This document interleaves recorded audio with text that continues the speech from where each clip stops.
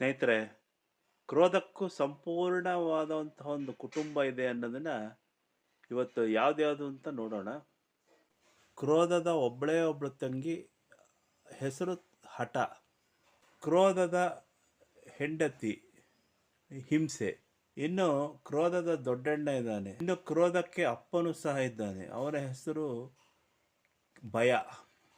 ಕ್ರೋಧಕ್ಕೆ ಹೆಣ್ಣು ಮಕ್ಕಳು ಸಹ ಇದ್ದಾರೆ, ಒಬ್ಬಳು ನಿಂದನೆ, ಇನ್ನೊಬ್ಬಳು ಗಾಸಿಪ್ಪು. ಕ್ರೋಧದ ಗಂಡು ಮಗ ಭೇದ.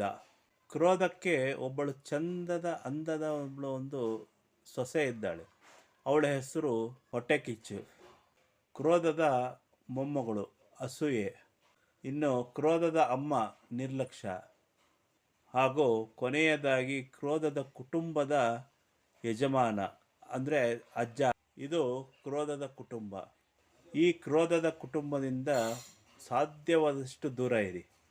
ಯಾಕೆಂದರೆ ಒಂದು ಸಲ ಕ್ರೋಧ ಬಂದರೆ ತನ್ನ ಕುಟುಂಬ ಸಮೇತ ಬಂದು ನೆಲೆಸುತ್ತಾನೆ. ಹುಷಾರು.